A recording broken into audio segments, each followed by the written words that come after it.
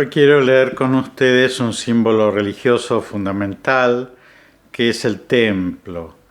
Ustedes saben que el templo es un pedazo del cielo en la tierra y por lo tanto es un lugar en donde podemos encontrarnos con Dios. Ahora, para que sea un lugar, un espacio sagrado, un lugar en donde nosotros podemos entrar y Dios puede entrar, y por lo tanto la religión, esa necesidad que tenemos los hombres de volver a unirnos, de religarnos con Dios, se dé, el templo tiene que tener unas características especiales. Para que lo entiendan de una manera sencilla, vendría a ser algo así como una embajada. Ustedes vieron que la embajada de un estado, cuando está en otro estado, entonces ese es como una especie de territorio de ese país en otro país. Y por eso, entre otras cosas, tiene derecho de asilo, porque la persona que entra en esa embajada ya no se rige por las leyes de ese estado, sino por el estado dueño de esa embajada. Bueno, lo mismo pasa entonces con el templo.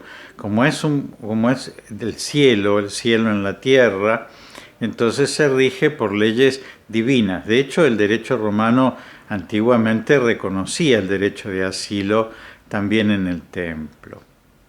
Bueno, como es un lugar simbólico, porque está en la tierra, ¿por qué decimos que es un pedacito de cielo?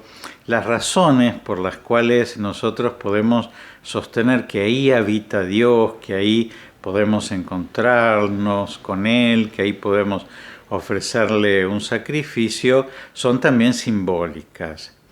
Y esas razones simbólicas van a tener dos lecturas, sustancialmente. Yo siempre trato de que esto sea de alguna manera de divulgación, ¿no? Y entonces que uno pueda entenderlo fácilmente. Hay dos catequesis o dos lecturas del símbolo religioso del templo. Una lectura es horizontal y va a tener la simbología del camino. Yo voy hacia Dios, yo soy peregrino y espero algún día encontrarme en ese puerto seguro que me va a recibir después de las tormentas de esta tierra en el más allá. O va a tener la catequesis o lectura vertical, que tiene mucho que ver con lo religioso, porque Dios está en el cielo, simbólicamente en lo religioso, y entonces yo tengo que subir, tengo que pasar de esta condición humana para llegar a ese encuentro con Dios, a ese abrazo, para que la religión se dé de una manera plena. Bueno, entonces, ¿cómo va a darse esa catequesis del camino? ¿Cómo vamos a descubrir en el templo esa planta que va a pasar siempre de un cuadrado a un círculo? Porque el cuadrado va a significar lo terreno. El cuadrado puede ser también un rectángulo, ¿no? Que tiene la misma simbología del cuadrado. Tiene que ver con la transmisión de la luz. Si ustedes tienen una mesa cuadrada y encima tienen una luz, van a ver que la luz se expande de manera circular. Y entonces en el centro de la mesa van a ver mucha luz y después van a ver círculos concéntricos que van atenuando esa luz hasta llegar a 4 vértices que van a permanecer relativamente oscuros con respecto al centro de la mesa. Entonces, ¿qué va a significar? Bueno, la luz, ¿no es cierto? Dios es circular, se expande de manera circular. La creación tiene vértices oscuros, lugares que hay que cercenar, que hay que redondear, y por eso las 4 virtudes cardinales, ¿no? Esas 4 virtudes van a lograr esa transformación del hombre, sacándole esos vértices oscuros, esos lugares oscuros. Entonces el 4 va a significar siempre lo terreno. Por una parte, los 4 elementos de los cuales los hombres pensaban que estaba constituida toda la creación: el aire, el agua, el fuego y la tierra. Por otra parte, los 4 puntos cardinales. Y entonces de esa manera el cuadrado va a siempre significar el más acá. y el círculo va a significar siempre el más allá. Entonces, ¿cuál sería la catequesis normal? Bueno, la catequesis normal sería primero atravesar unas columnas. Esas columnas van a simbolizar el bosque sagrado. Ustedes saben que muchos pueblos se encontraban con Dios en un lugar en el medio del bosque, en donde el bosque va a significar ingresar en el misterio, en algo en donde no se ingresa normalmente, porque está escondido, porque está preservado. Y entonces, en el medio de ese bosque va a haber un lugar en donde yo me encuentro con Dios. Entonces, las columnatas que puede haber en un atrio, que puede haber en un patio, ¿no es cierto?, que antecede al templo. Algo va a suponer que yo tengo que traspasar ese bosque sagrado para llegar a un espacio cuadrado o rectangular, que vendría a ser la nave, y que justamente su nombre se refiere a eso, ¿no? Es el barco de la iglesia que está caminando hacia el puerto, que está navegando, hacia el puerto. Y entonces en esa nave todo se va a repetir, se van a repetir las columnas, se van a repetir los arcos, se van a repetir las ventanas, muchas veces porque va a tener que ver con esta vida que repite sus ciclos todos los años, con sus 4 estaciones, porque es el tiempo en que nosotros caminamos. Y por eso va a estar todo mirando hacia el altar, ¿no es cierto?, que es el lugar en donde nosotros nos vamos a encontrar con Dios. Entre la nave y el presbiterio, que sería ese espacio semicircular que va a significar nuestro puerto, el lugar donde llegamos, va a haber 2 cosas. Por una parte, un arco triunfal. Ustedes recuerdan que, particularmente en Roma, pero en muchos pueblos, cuando un ejército obtenía su victoria, entonces volvía a Roma para recibir la corona de laureles. Y entonces en el foro romano se construía un arco de la victoria, o en otros lugares, ¿no es cierto?, donde iban a ser premiados esos guerreros, para que cuando llegaran pasaran por el arco de triunfo y recibieran de los senadores la corona de laureles. Bueno, lo mismo se va a repetir en un templo que entre el presbiterio y la nave va a tener un arco del triunfo. En ese arco de triunfo va a haber un pequeño desnivel, siempre de 1, 2, 3 escalones, que va a significar que esta es la parte peregrina, el cuadrado, ¿no es cierto? Vamos hacia el encuentro con Dios. Y ese presbiterio semicircular, que está detrás del arco del triunfo, donde voy a recibir la corona de laureles, va a significar el cielo. Por eso tengo que pasar ese arco, tengo que obtener esa victoria, tengo que subir esas gradas, o Dios tiene que bajar para llegar a mí. Para llegar a mí, tanto sea en su palabra como en su Eucaristía.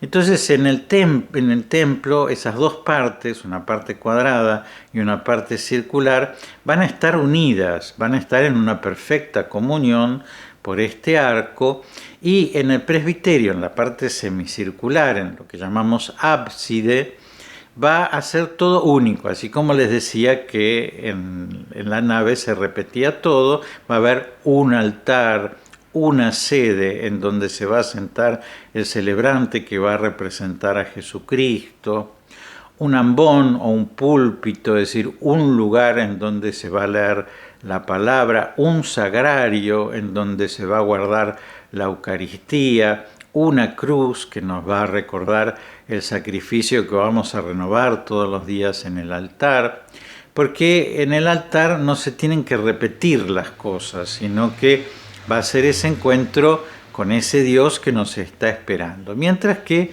ya les digo, en la nave sí se pueden repetir los elementos.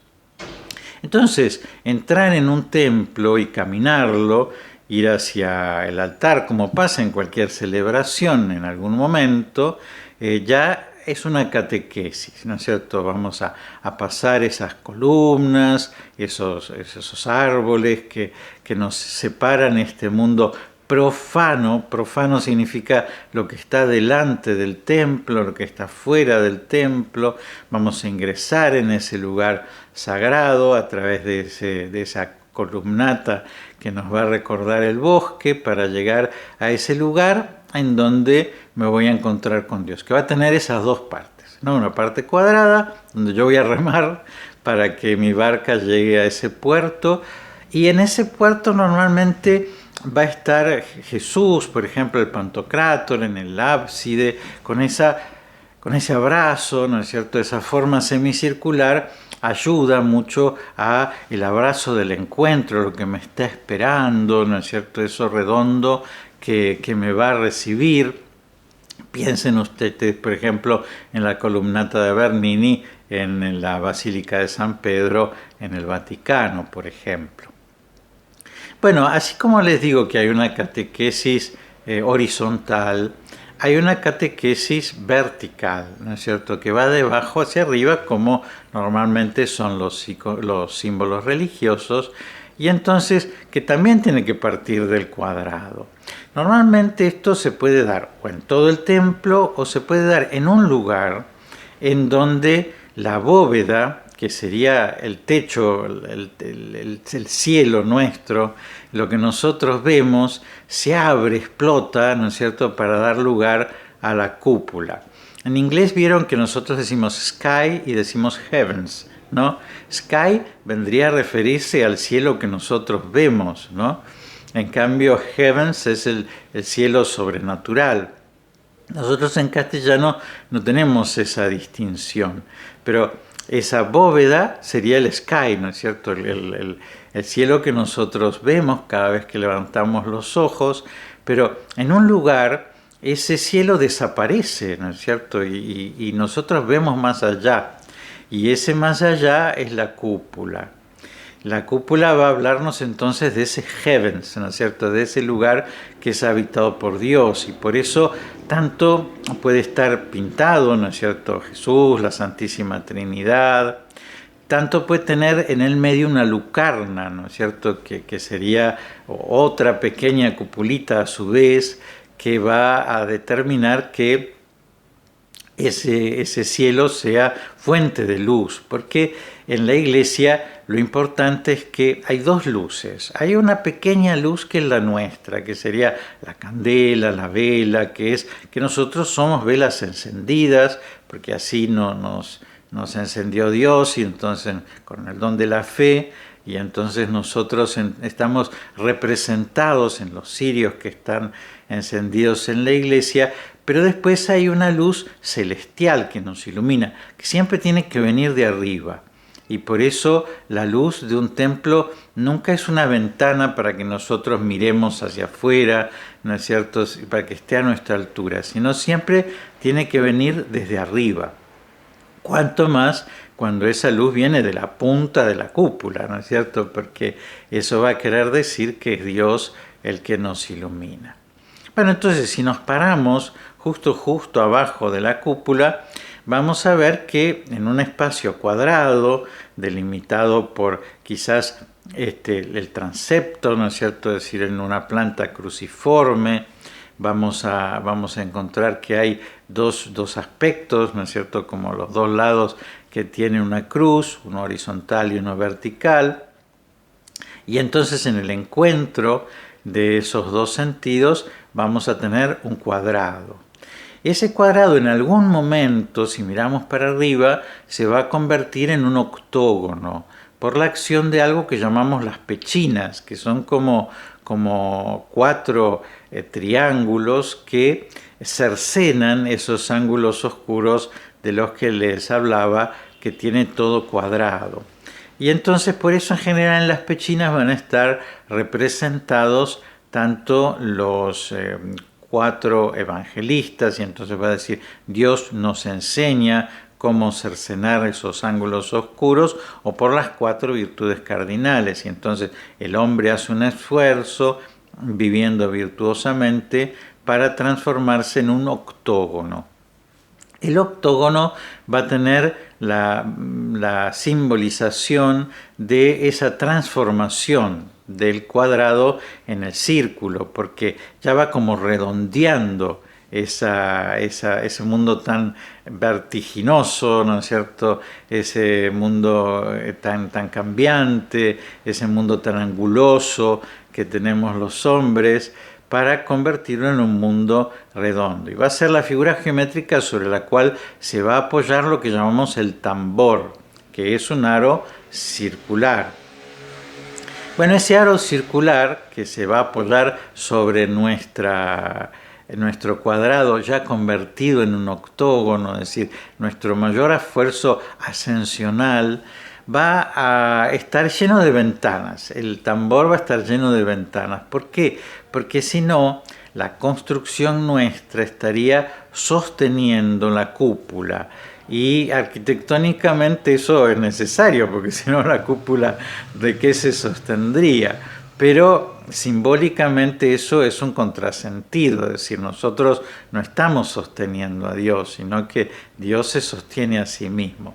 Entonces el que haya muchas ventanas en ese tambor, vieron que cuando la luz entra por esas ventanas, desdibuja los dinteles, ¿no es cierto?, para que de alguna manera pareciera visualmente que la cúpula se sostuviera sobre sí misma, ¿no es cierto?, porque no está sostenida sobre la edificación, ¿no es cierto?, sino sobre un círculo de luz. Y entonces ese mundo cuadrado que intenta sacar todos sus ángulos oscuros para convertirse en un octógono, va a tener encima un Dios redondo que va a venir a iluminarlo. Y por eso les digo, quizás en el medio de esa cúpula, que muchas veces tiene una representación de la Trinidad o del Pantocrátor, de Dios, algunas veces va a tener otro pequeño tambor con otra pequeña cúpula que va a significar Dios, que nos está mirando, que nos está iluminando.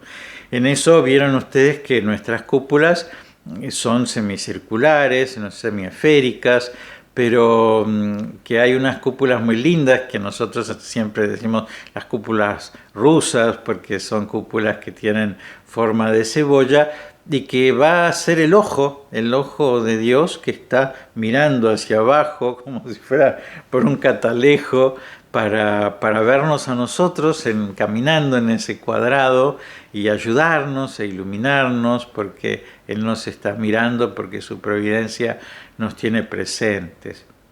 Entonces ya les digo, tanto esa planta se lea de una manera horizontal como se lea de una manera vertical, siempre va a significar ese encuentro de Dios con nosotros, ese lugar de comunión, ese lugar de religión en donde los hombres podemos encontrarnos con Dios.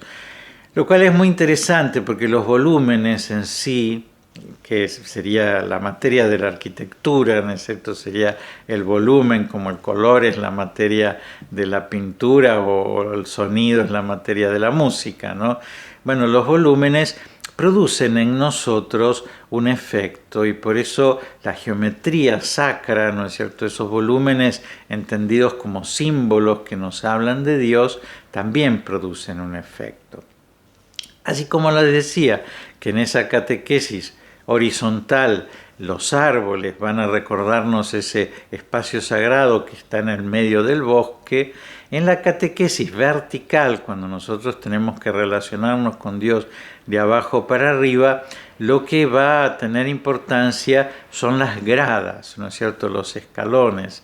Por eso también las gradas van a recordar ese símbolo religioso y ese espacio religioso y ese templo religioso primario que es la montaña, ¿no es cierto? En la montaña nosotros naturalmente, de estar abajo con una gran cantidad de materia a estar arriba con una gran cantidad de espíritu, de lograr, ¿no es cierto?, ese desprendernos de la materia para alcanzar el mundo espiritual, de una manera ascensional, de meterse la tierra, ¿no es cierto?, en ese lugar en donde habita Dios, eso va a ser naturalmente el primero de los símbolos que se va a utilizar como templo. Y por eso las pirámides, no las pirámides egipcias, que son monumentos funerarios, pero sí las pirámides americanas son montañas sagradas, ¿no? Lugares en donde esta tierra se mete adentro del cielo, y por eso en la punta de esas pirámides va a haber un altar en donde se sacrifica, ¿no? Donde el hombre le ofrece a Dios una víctima en agradecimiento por todos los beneficios que ha recibido. Por eso es lindo, algunas veces uno piensa, bueno, ¿para qué tienen que saber todas estas cosas? Pues tienen que saber todas estas cosas porque el hombre antiguo podía ser analfabeto, pero entendía qué significaba el cuadrado y qué significaba el círculo, y por eso estos volúmenes hacían en él un efecto simbólico en el que bastaba subir, bastaba pasar las columnas, bastaba entrar en ese lugar donde todo se repetía, bastaba caminar hacia el altar, bastaba levantar los ojos, bastaba descubrir esos vitrales que nos iluminan desde arriba, bastaba encontrarse con esas imágenes que están en el fondo de estos caminos visuales para ver, tengo que ir hasta allá, estoy caminando al encuentro de Dios, Él me espera, este caminar tiene su fruto, no soy una pasión que no tiene sentido, ¿no es cierto?, sino al contrario, ¿no es cierto?, soy un caminante que va hacia el encuentro del amado, del que yo amo y del que me ama a mí. Y por eso en volúmenes se va a realizar ese encuentro. Ya les digo, en esos dos sentidos, vertical y horizontal. Les recomiendo que vayan a la iglesia y que hagan este periplo, ¿no?, en los dos sentidos. Muchas iglesias son sencillas y no lo tienen. En general, por lo menos, ese camino horizontal del cuadrado al círculo, la mayoría los tienen. Pero que lo hagan y van a ver que tiene efecto, ¿no es cierto? Porque evidentemente los volúmenes tienen un efecto simbólico en nuestra vida. Les dejo la bendición, que Dios los bendiga y los proteja en el nombre del Padre y del Hijo y del Espíritu Santo. Amén.